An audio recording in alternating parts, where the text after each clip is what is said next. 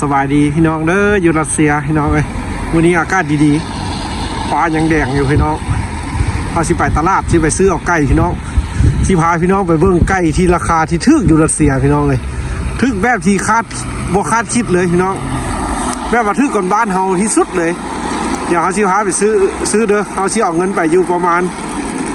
700-800 รูเบิลพี่น้องเลยกะสิถ้าเป็นเงินไทยกะสิอยู่ประมาณ300 บาทละไทยพี่น้องสิเบิ่งเขาสิได้ไก่ยักษ์โตเดี๋ยวเขาสิให้เบิ่งว่าราคาเท่านั้นเท่านี้ละไก่ขนาดพี่น้องมันโตบักใหญ่พี่น้องเลยไก่บักคักๆเลยแบบเขาไปซื้อมาแล้วเขาก็มันจะต้มกินเลยเดี๋ยวสิพาไปเบิ่งพี่น้องวันนี้เด้อไป2 คนพี่น้องเลยไปนำกันเพราะว่ายังเว้นเลยอากาศพอดีคักอยู่รัสเซียพี่น้องตอนนี้เขากำลังย่างไปพี่น้องเมื่อไปฮอตเดี๋ยวเขาสิถ่ายให้เบิ่งพี่น้องว่าราคาใกล้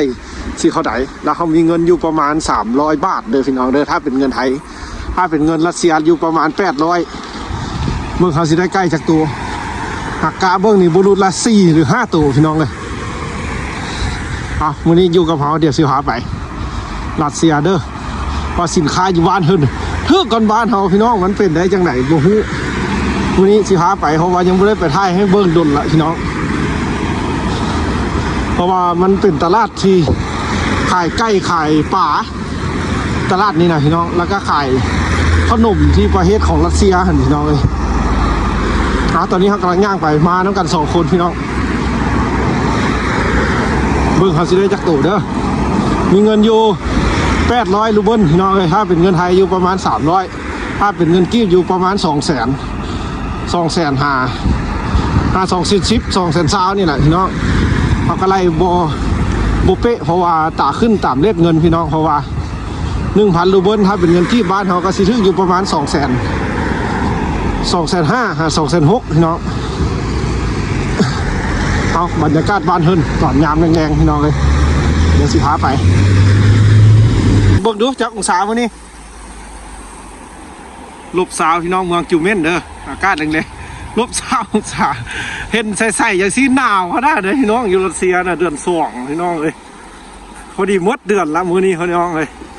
เป็นวัน28วันที่28 เดือน2พอดีปิดท้ายเดือนพี่น้องเลยเดี๋ยวเริ่มต้นชีวิตเดือนใหม่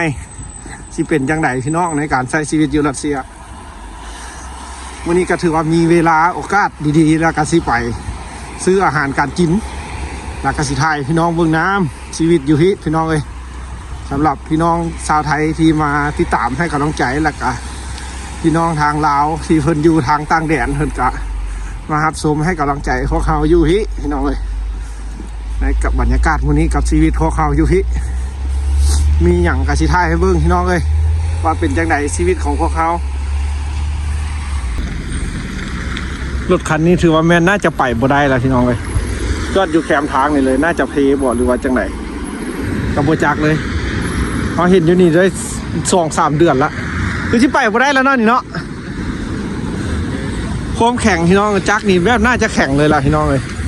นี่มาโอบเอาเลยผู้รับม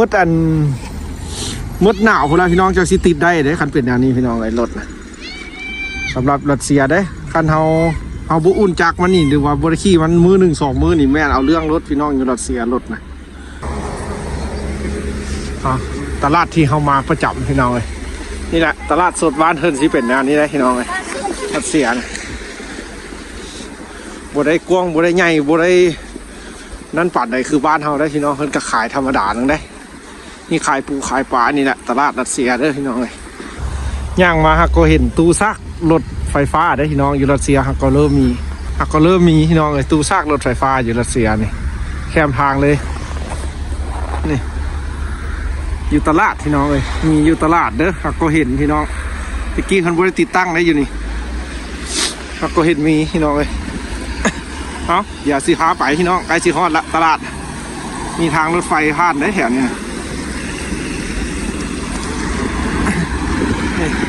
คนบ้านเพิ่นก็มาซื้อกันพี่น้องเลยอยู่ไหนพี่น้องตลาดนะเข้าไป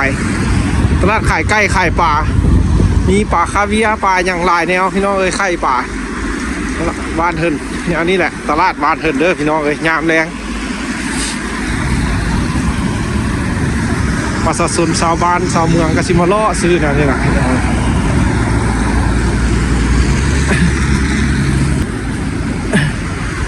เดี๋ยวสิเข้าไปพี่น้องนี่แหละคือตลาดรัสเซียพี่น้องเลยตลาดสด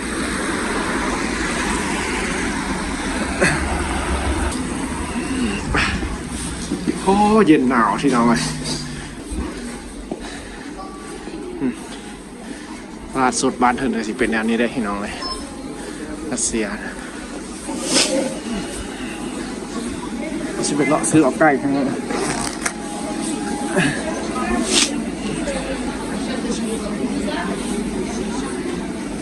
ซื้อน้ำอีนายเจ้าของเดิม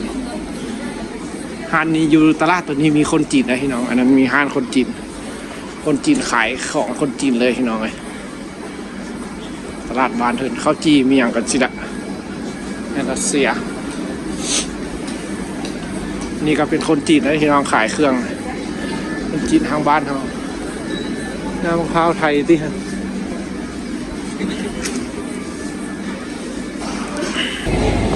น้องฮอนละเดี๋ยว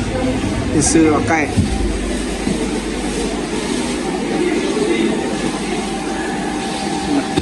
กุลิสาเยสมีพี่น้องมีใกล้อยู่เอาแจ็คตัวเจ้า2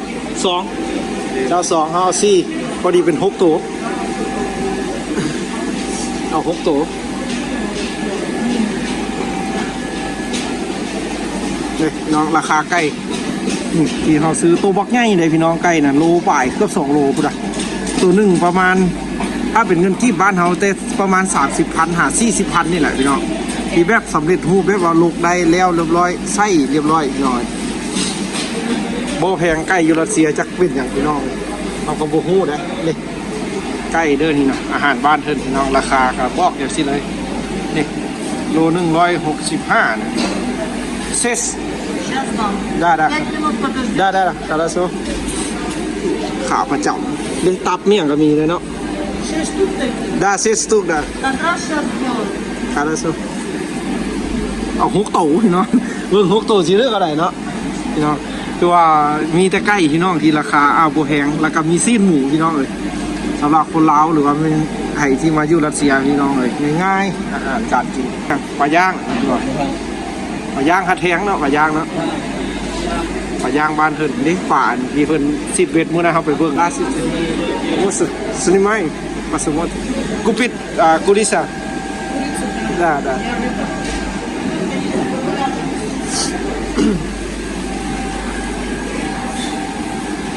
บ้านเพิ่นก็มีปลาย่างพี่น้องป่านที่ไปซิดอะไรก็โลแพงแท้พี่น้องอยู่นี่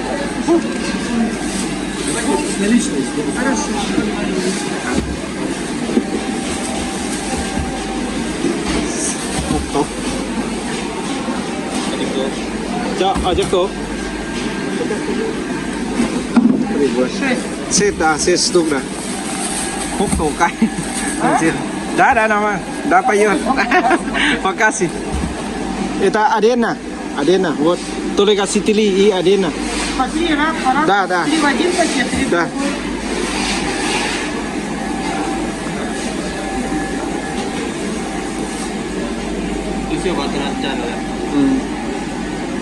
บัตรตัวนี้ติดกันแล้ว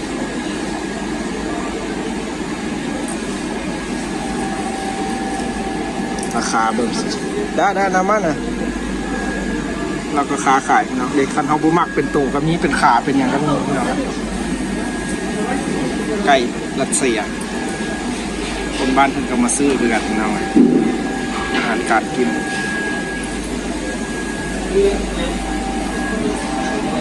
ปลาพี่น้องเลยนี่ปลาแซลมอนพี่น้องอันนี้นะ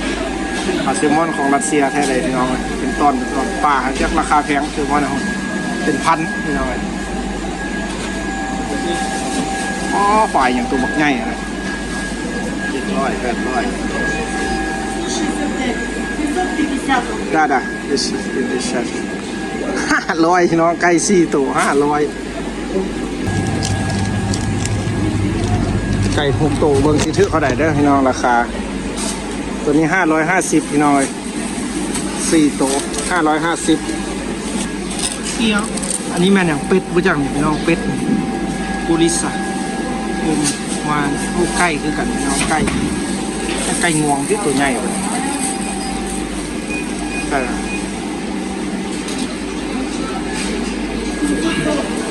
เราขายให้ตลอดเลยพี่น้องมาซื้อกันเต็มน้ำเรานี่มาแต่ละเทือกก็ซื้อเอาแต่น้ำเพื่อนโล2,000ปลาย2,350 รูเบิลบ้านเพิ่นก็มีหญ้ามีซาเด้พี่น้องเป็นหญ้าต้มหญ้าพื้นเมืองที่บ่ได้เมืองบ้านนี่นะพอดีทึกอยู่ใกล้6ตัวพี่น้องทึกอยู่พันกับ50 รูเบิลพี่น้องไก่รัสเซียเขาซื้อ6ตัวว่าสิซื้อ5เอา6เลยพี่น้องเลยเพราะว่ามันบ่แพงพี่น้องคันเฮาอยากกินไก่เด้เป็นไก่หรือว่าเป็นซีนหมูพี่น้องอยู่รัสเซียบ่แพงพี่น้องเลยไก่6ตัวทึกอยู่เขาได้เกาะเมื่อกี้นี่ประมาณพันปลายเนาะพันปลายของเฮาบินนึงอัน550พี่น้องเลยพอดีเขาเนี่ยเป็น2บินเพราะว่ามันทงเดียวใส่บ่ได้พี่น้องได้ใส่ทงอย่าง2ทง พอดีได้ใกล้6ตัวพี่น้องเลยทึกอยู่พันปลายน้อยถ้าเป็นเงินกีบบ้านเฮาก็สิทึกอยู่200,000ประมาณ230,000พี่น้องเลยประมาณ230,000ไทยอยู่ประมาณ300ปลายบาทน้อยหนึ่งพี่น้องเลยม่วง300สาวหรือว่า330บาทพี่น้องเลยและสินค้าอยู่รัสเซียมันก็บ่ได้แพงพี่น้องบางสิ่งบางอย่างเฮาก็บ่ฮู้เด้ปัจจุบันเพิ่นเป็นอย่างคือบ่แพงพี่น้องเป็นไก่เป็นซีนหมูซีนงัวสิกับบ่แพงปานใดพี่น้องถ้าเทียบใส่บ้านเฮาก็ถือว่าอยู่รัสเซียถึกก่อนพี่น้องเลยเฮาก็บ่ฮู้อยู่เมืองไทยเพิ่นสิขายแพงหรือขายถึกส่ำใดพี่น้องแต่หากเอาก็ไล่ให้เบิ่งว่าไก่6ตัวมื้อนี้ถึกอยู่ประมาณ300 บาท300ประมาณ320 บาทพี่น้องเลยถ้าเป็นเงินไทยเด้อไก่6ตัวถ้าเป็นเงินกีบบ้านเฮาก็ถึกอยู่ประมาณ200,000ปลายน้อยนึงพี่น้องเลยพี่น้องมื้อนี้ก็เป็นถือว่าเป็นท้ายเดือนพี่น้องท้ายเดือน2เอากับบ่มีหยังหลายพี่น้องเลยขอบใจพี่น้องเด้อที่ยังติดตามแล้วก็คอยสนับสนุนรับชมคลิปให้พี่น้องเลยไก่รัสเซียพี่น้องเลยตัว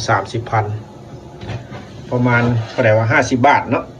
50 บาทไทยพี่น้องเลย2ตัวเลยมื้อนี้นะเอาปิ้งแล้วก็ต้มมาแซ่บกันนี่เด้อพี่น้องไก่รัสเซียที่เราไปซื้อเมื่อกี้นี้